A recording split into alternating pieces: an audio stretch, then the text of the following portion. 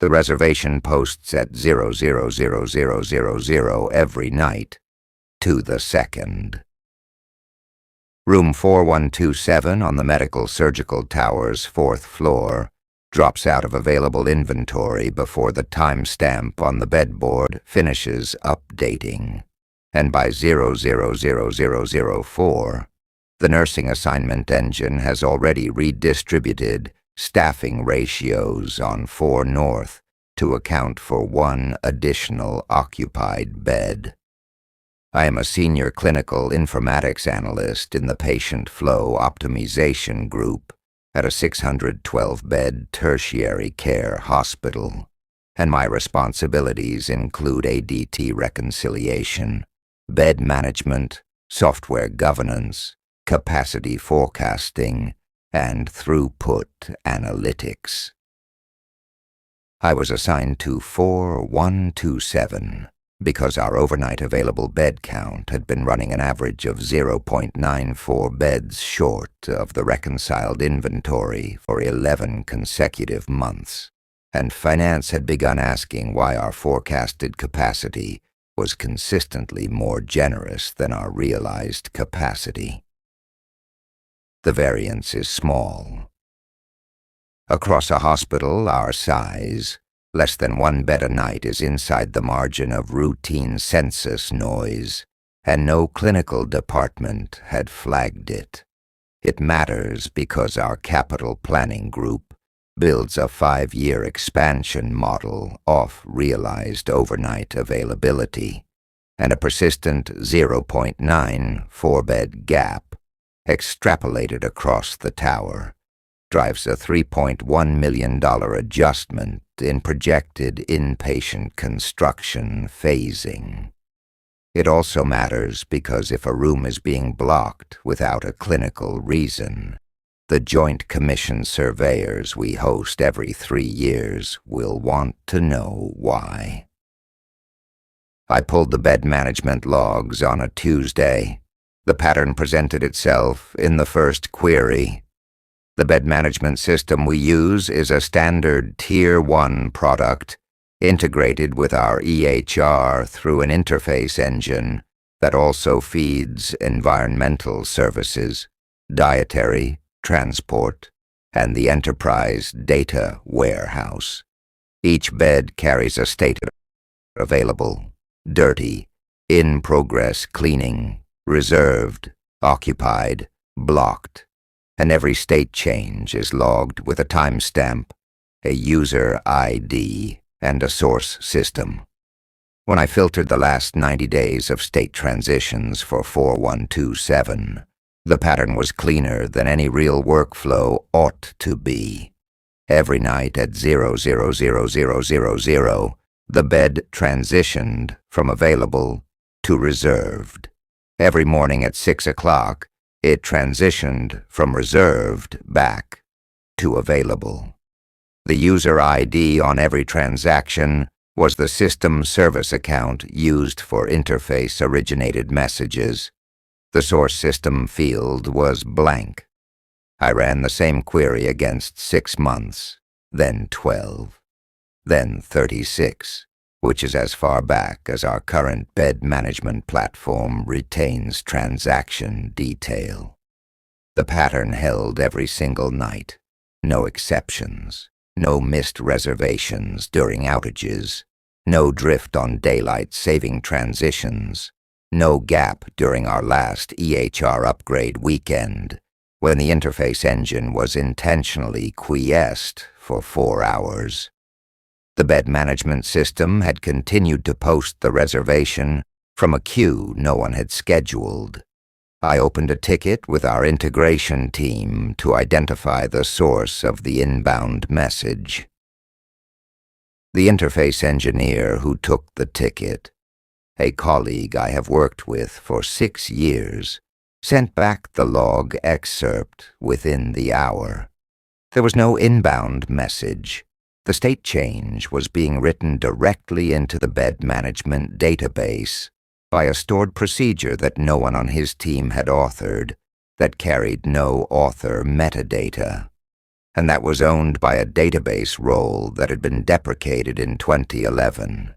He asked if I wanted him to disable the procedure. I told him not yet. The ADT transaction log for 4127 was where the pattern first stopped behaving like a bug. In a normal reservation workflow, the bed management system reserves a room because an ADT message, an A14 pending admission, or an A10 patient arrival has told it to.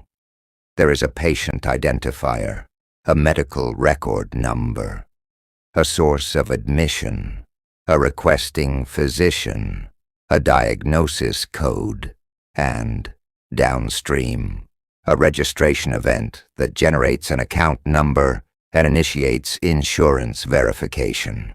None of that existed for 4127. I queried the ADT log for every message referencing that room over the last 36 months. There were 41 legitimate patient admissions during that period. There were also 1,096 reservation events with no corresponding ADT message. Every reservation posted at 0 hours, 0 minutes, 0 seconds. Every release posted at 6 hours, 0 minutes, 0 seconds. The gaps between real admissions and the phantom reservations were seamless. When a real patient occupied 4127 overnight, the reservation still posted, but the bed state machine handled the collision cleanly by reserving the room for the phantom starting at 6 o'clock the next morning, after the real patient discharged. In every case, no double booking alert fired. The system's conflict logic treated the midnight reservation as lower priority than a real admission, but higher priority than an available state. I checked the EHR next. There was no chart. There was no MRN anywhere in the Enterprise Master Patient Index that mapped to 4127 at midnight. Registration had no account. Insurance verification had no pre-authorization. The lab system had no active orders queued to that room's location code. Pharmacy showed no active medication administration record. Radiology had no scheduled studies. Physician assignment lists showed the attending on 4 North for the night, but no patient assigned to 4127 in the coverage matrix. Every clinical system I checked returned a null. From the perspective of care delivery, the room was empty. From the perspective of hospital operations, it was not. I pulled the nursing staffing assignment reports for 4 North for the last quarter. Our staffing algorithm calculates required nursing hours based on midnight census, patient acuity, and a productivity target. The midnight census for 4 North on any given night in the last quarter had been consistently 1 patient higher than the sum of real admitted patients on the floor. The algorithm had, on every one of those nights, assigned nursing coverage consistent with that additional patient. The charge nurse assignment sheet showed 4127 listed by room number, with the patient name field populated by a single hyphen. The acuity score was always 2 on a 1 to 5 scale, a stable medical patient requiring routine monitoring. The primary nurse assignment rotated on the unit's normal pattern. I called the nurse manager for 4 North, a woman I have known professionally for 9 years, and asked her to walk me through how 4127 was staffed. She did not ask why I was asking. She said the room had always been on the assignment sheet. that the charge nurses picked it up in report, that no nurse had ever been asked to physically enter it during the overnight shift, and that when day shift came on at 700, the room was already showing available on the board, so it never crossed over into their workflow. I asked whether any nurse had ever gone into the room during the reservation window. She was quiet for a moment and then said that new nurses sometimes did, once during orientation, and that they always came out and asked the charge nurse what was going on, and the charge nurse always said the same thing, which was that 4127 was a hold and not to worry about it. I asked her what she thought was in there.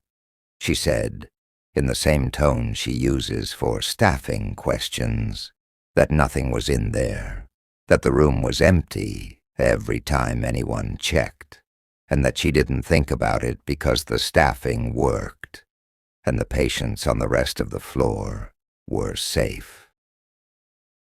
Environmental services was next.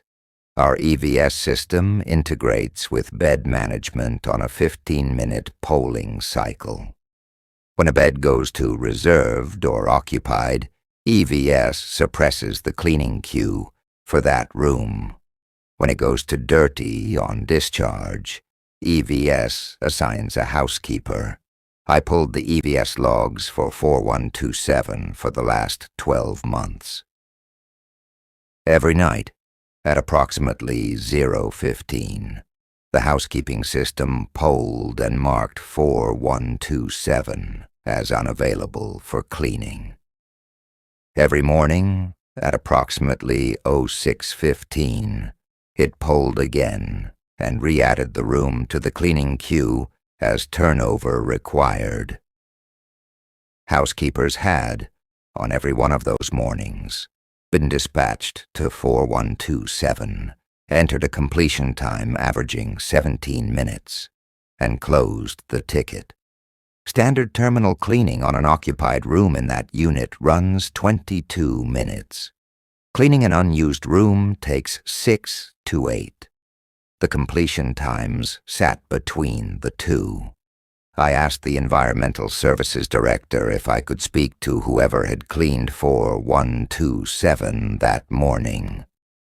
He looked at his roster and gave me a name. I met her in the break room on the ground floor. She was polite and tired and told me, without prompting, that 4127 was always the same, that the bed was made, that the trash can had a paper cup and a tissue in it most mornings, that the bathroom mirror sometimes had condensation on it, and that she stripped the linen and replaced it and wiped the surfaces, and it took about the same amount of time as any other room. I asked her if she had ever thought that was strange. She said the third shift housekeepers on 4 all knew about it, that they didn't talk about it during handoff because it wasn't on the checklist, and that whoever had 4 North just did the room like any other. She asked me if she should stop. I told her I didn't have an answer for her yet, and to keep doing what she had been doing. The dietary system, when I queried it, had 4127 flagged with a permanent NPO status. Nothing by mouth, with a note field that read, "Hold, no tray." The note had been entered in 2003 by a user ID belonging to a dietary supervisor who had retired in 2008. The status had never been reviewed, never been reapproved, never triggered the annual dietary audit that scrubs stale patient records, because the room number, not a patient identifier, held the flag. Meal service records confirmed that no tray had ever been delivered to 4127 outside of legitimate patient stays. The suppression was clean. Access control was more difficult to dismiss. Every interior door in the medical surgical tower is on a badge system with contact and motion sensors, and every threshold event is logged with a timestamp, a badge ID, and the direction of travel. I asked our security systems administrator to pull 12 months of activity for the 4127 doorway. The pattern was routine. Nurses badged in and out during their normal rounds, vitals checks, that they weren't actually performing but that the system logged as consistent with the Acuity 2 monitoring interval. Housekeeping badged in at 0620 or so every morning. The overnight patient care technician's badge showed a brief entry near 0200 most nights, consistent with the 2-hour rounding standard on the floor. When I asked the PCT on duty what she did in 4127 at 0200, she looked at me for a second and said she opened the door, looked in, closed it, and moved on. I asked if the light was ever on. She said no. The light was always off, and the bed was always made, and she had been doing it that way for 11 years because that's how she had been trained on 4 North. The HVAC occupancy sensors were where the pattern stopped being reconcilable with any absence of a patient.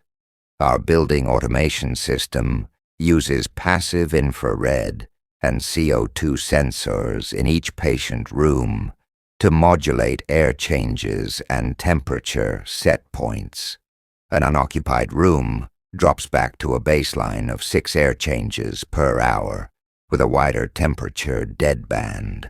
An occupied room ramps to 12 air changes per hour and holds a tighter set point. 4127's building automation log for the last 12 months showed the room modulating to occupied set points every night between 000 and 0600, with the CO2 sensor reporting readings consistent with a single adult respiring in the space. Baseline CO2 for an empty room on that floor sits at 420 to 450 parts per million. 4127 climbed to 680 to 720 every night, held steady, and dropped back to baseline by 6:30. I asked the facilities engineer on duty whether a stuck sensor could produce that pattern. He said it could, but not with that regularity, and not with a CO2 curve that tracked what a real person would exhale over 6 hours, and that if the sensor were failed, we would see either a flat elevated reading or a sawtoothed drift, not the smooth ramp we were seeing. He offered to swap the sensor. I told him not yet. I want to be clear about my professional posture at this point in the investigation. I did not believe there was a patient in 4127. I believed there was a workflow, an old, deeply integrated, forgotten workflow that was producing internally consistent artifacts across a dozen independent systems, because at some point in the hospital's history, someone had built it, and every subsequent system implementation had, through vendor migrations and interface rebuilds, preserved it. That is a completely ordinary thing to find in a hospital of our age. Our organization was founded in 1954, has been through 4 EHR platforms, 3 bed management systems, 2 building automation replacements, and countless interface rewrites, and every one of those transitions carries forward legacy behaviors, because the vendors do not want to break go-leave, and the operational users do not want to relearn workflows. The correct explanation, I told myself, was that this was a very old accommodation for something that no longer applied, a legacy hold for a physician's family suite, an isolation protocol from an outbreak, a bed reserved for a specific administrator's use, and that the accommodation had been re-encoded into every generation of software because no one had ever gotten the authorization to remove it. That explanation held until I started looking for the origin. I requested the change management archive for the bed management system, going back to implementation in 2011. There was no ticket authorizing a permanent nightly reservation on 4127. I requested the equivalent archive for the prior system, which we ran from 2001 to 2011. Our records retention for retired systems is 15 years, so I could still see the change tickets. There was no ticket authorizing the reservation there either. I requested the change management logs from the interface engine, from EVS, from dietary, from building automation. None of them contained an authorizing ticket for the 4127 workflow. What they contained, in every case, were carry-forward notes from each system's original implementation that referenced existing configuration, preserve as is. The 4127 reservation was in the initial data loads for every system we had implemented in the last 25 years. It had been part of the seed data. No one had ever written it. Every implementation team had inherited it. I went to our Director of Health Information Management, who has been at the hospital for 31 years, and asked her whether she remembered any policy that would have set up 4127 as a permanent hold. She thought about it for a long time. She said she remembered, in the early 1990s, that the room had been used for something the administration didn't discuss on the floor. She had assumed a VIP hold or a security patient, and that by the mid-1990s, no one used it that way anymore. But the reservation had continued because facilities and nursing were used to it. She said she had asked her supervisor about it in 1998 and been told not to worry about it. She said her supervisor had retired in 2001, and she did not know who had told him. I asked her whether the room had ever been physically decommissioned. She said no, and reminded me that when the tower was renovated in 2007, 4127 had been renovated with the rest of the floor and reopened with the same room number and the same operational status. The renovation plans on file, which I pulled that afternoon, showed 4127 marked with a small annotation on the floor plan. Maintain reservation continuity. The architect's markup referenced an operational requirement from the hospital's facilities planning group. The facilities planning group memo it referenced was not in the archive. The memo number was, and it was flagged in the document index as withdrawn. I began the night observations the following Monday. I had cleared them with the CNO and with the CMIO, both of whom listened to my summary of the findings without expression, and told me to proceed carefully and to keep the investigation off the incident reporting system until I had a conclusion. That is a normal instruction. Open incident tickets on operational anomalies attract regulatory attention that hospitals prefer to avoid until they have a remediation plan. I understood the request, and I documented it. On the first night, I sat at the nurses' station on 4 North from 23:30 to 06:30, with a laptop open to the bed management dashboard, the ADT feed, the building automation console, and the access control log. At 000000, the reservation posted.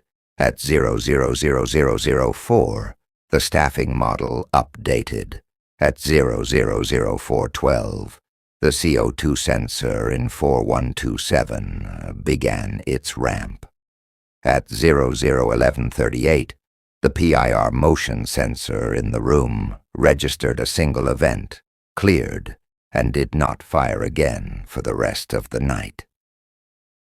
No badge had entered the room. The door had not opened. The motion event was logged as interior movement, threshold not crossed. I walked to the room and opened the door at 012. The light was off. The bed was made. The room was empty. The air felt slightly warmer than the corridor, which was consistent with the tightened HVAC deadband. I closed the door and went back to the station. I want to describe what I did not do, because it is important to the record. I did not enter the room. I did not touch the bed. I did not photograph the space.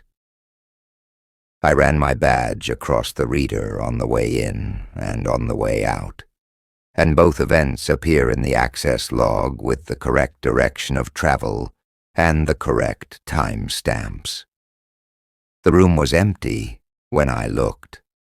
The CO2 sensor continued to climb after I closed the door. At 2:03, the overnight PCT badged into 4127, opened the door, looked in, closed it, and continued her rounds. At 0447, the charge nurse's badge registered a brief entry, less than 4 seconds. At 0600, the reservation released.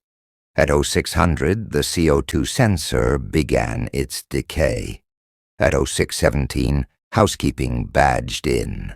I ran the same observation for 6 additional nights. Every night was operationally identical to the second on the reservation transitions and within predictable variance on the sensor curves.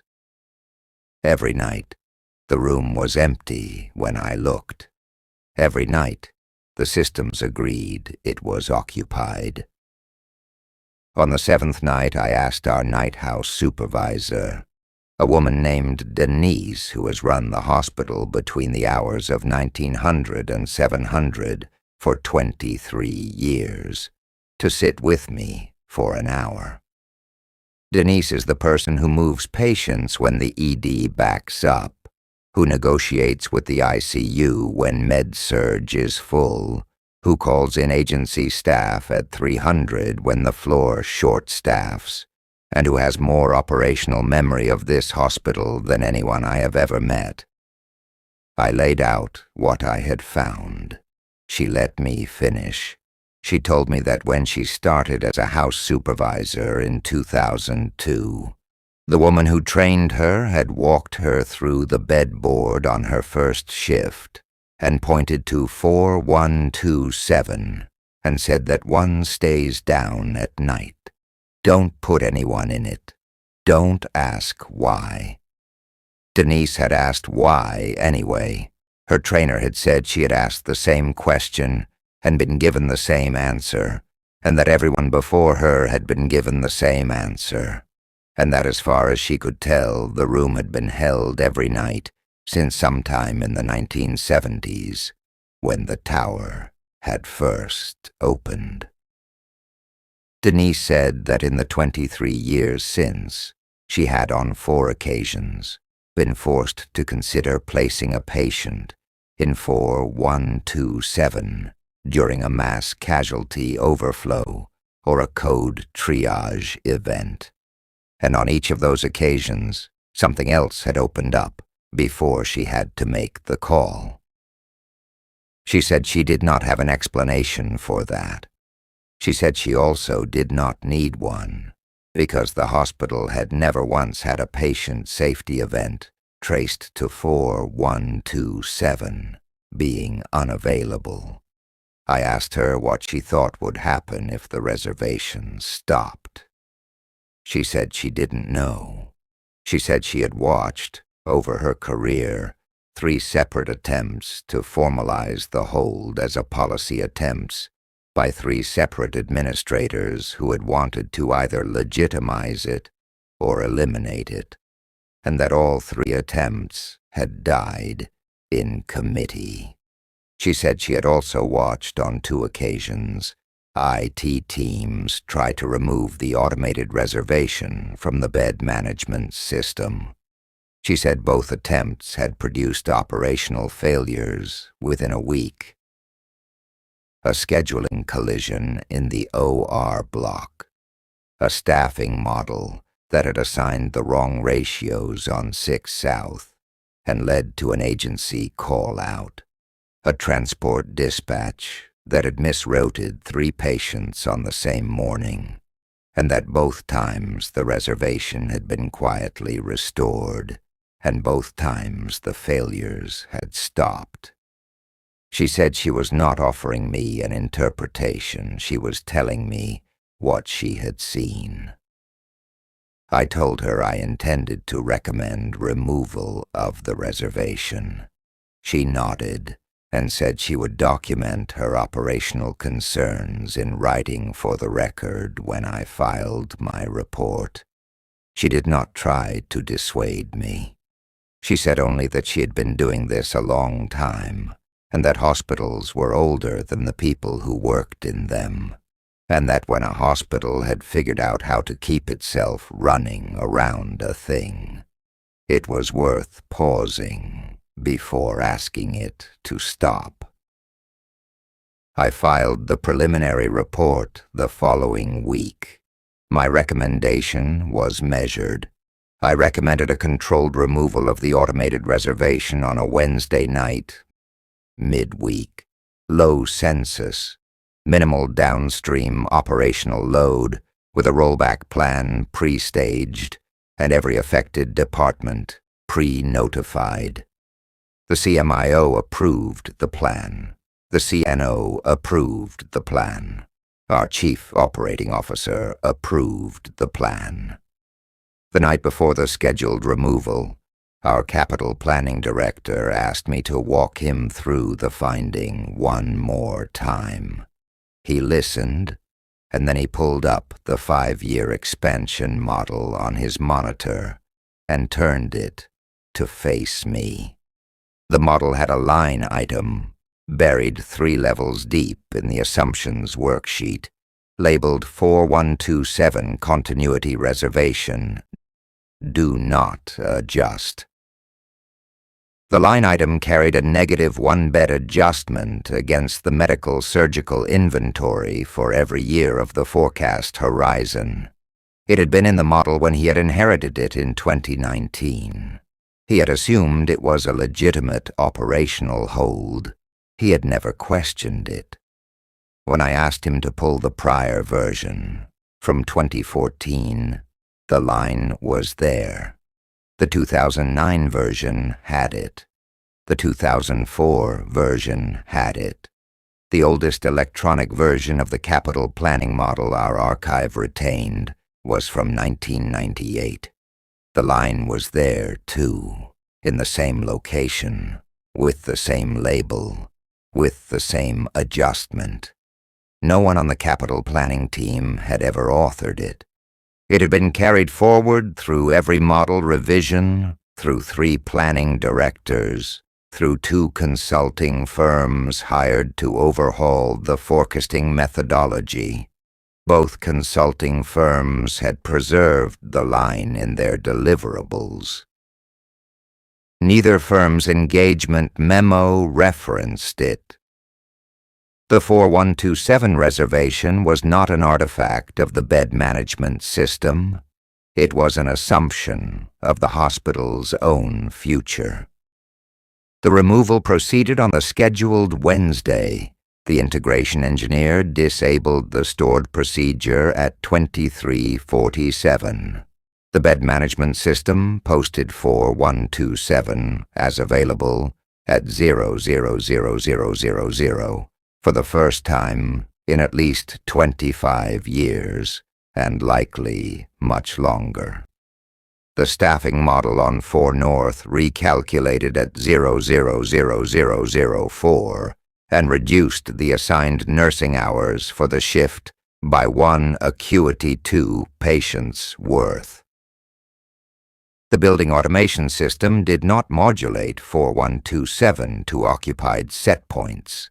The CO2 sensor stayed at baseline. The room was, by every measure available to us, an ordinary empty room for the first time in the recorded history of every system we had access to. By 2:14, the emergency department was in diversion. The ED had been holding at a manageable census when I left the office. Between 0:30 and 200, they had received 4 ambulance arrivals from a single multi-vehicle collision on the interstate, none of them critical, all of them requiring inpatient admission.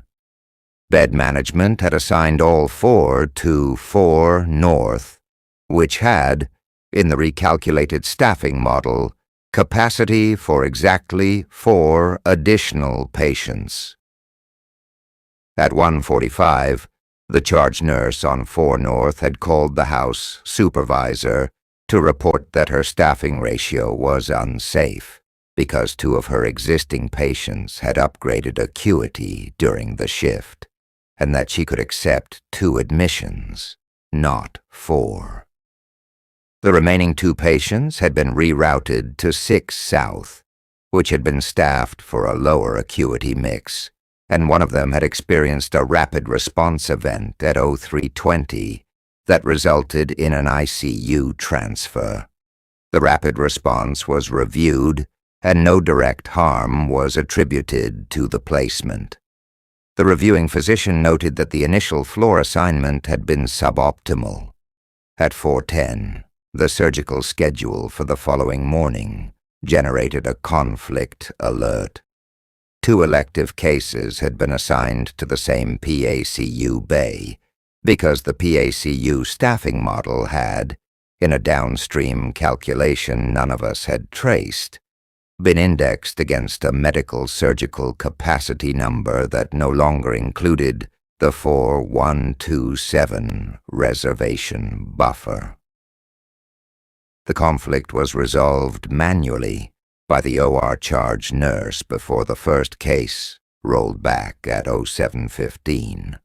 At 05:32, Environmental Services reported that the overnight cleaning queue for 4 North had completed 1 room short of the expected turnover count, and that the housekeeper assigned to 4127 had gone to the room, found the door locked from the outside by a maintenance lockout tag none of us had placed, and had marked the room as unable to complete on her ticket. There was no maintenance work order for 4127. Facilities had not dispatched anyone. The lockout tag, when I retrieved it, was a standard hospital-issue tag with no name and no date and no work order number. The CNO called me at 0640. She was calm. She asked whether the operational events of the night were, in my professional judgment, coincidental. I said I did not have the data to make that determination yet. She said she needed the reservation restored by end of shift. I said I understood. The integration engineer re-enabled the stored procedure at 0712. That night at 000000 the reservation posted normally. The CO2 sensor climbed. The staffing model absorbed the Acuity 2 patient. The room was empty when I looked. The follow-up analysis took me 3 weeks. I documented every downstream operational event during the 24 hours the reservation had been disabled. I found 17 distinct anomalies across 9 departments, ranging from the ED diversion event to a pharmacy inventory reconciliation that had failed because the automated stock calculation for 4 North had briefly used the higher available bed count. Some of the anomalies were clearly attributable to the reservation change. Some were not.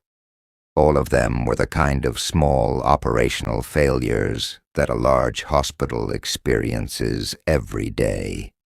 But their density in that 24-hour window was, in statistical terms, several standard deviations above the running baseline. I ran the same window analysis against every prior instance in our incident log, where an automated system on 4 North had been disrupted for any reason: planned outages, upgrades, integration failures. The pattern replicated. Whenever the 4127 reservation went down, the hospital experienced a cluster of small operational failures. The failures were never severe enough on their own to trigger a root cause analysis. They were consistent enough, over time, that I could see them. I filed the final report last month. I did not recommend removal.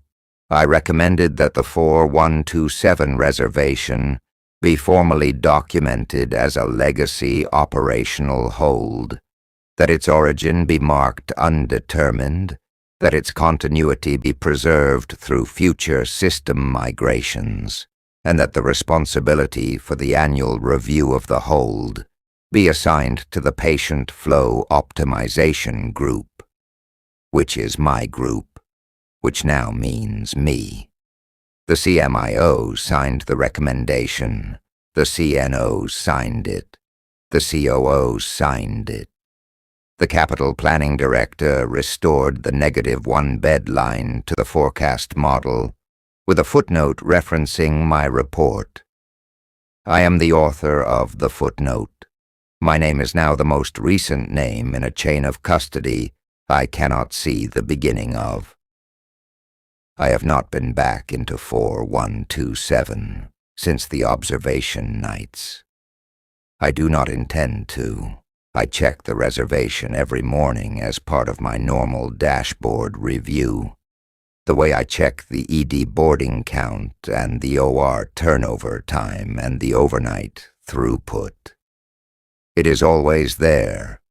It posts at 000000. It releases at 6 o'clock. The CO2 sensor climbs and decays. The PCT badges in at 2 o'clock and looks and closes the door. The housekeeper cleans it in 17 minutes. Last week I received an automated notification from the capital planning system. The 2031 expansion model had been updated. The 4127 continuity reservation line had been extended through the new forecast horizon. The update had been performed by a system service account that carried no author metadata. I opened the model and looked at the line. Then I opened the bedboard and looked at 4127, which was posted as reserved, with a hyphen in the patient name field, at acuity 2, with nursing coverage assigned, with the CO2 sensor holding steady at 704 parts per million. I closed the dashboard and went back to my other work. The room will be there tonight. It will be there next year. It will be there in the 2031 model, and in whatever model succeeds it, and the hospital will continue functioning around it the way it has functioned around it for as long as anyone can measure. And I will file clean every morning, because I have looked at what happens when we don't, and because the hospital, in a way I cannot document, and would not put in a report, appears to require the room to be available for someone, and does not appear to require that anyone ever arrive.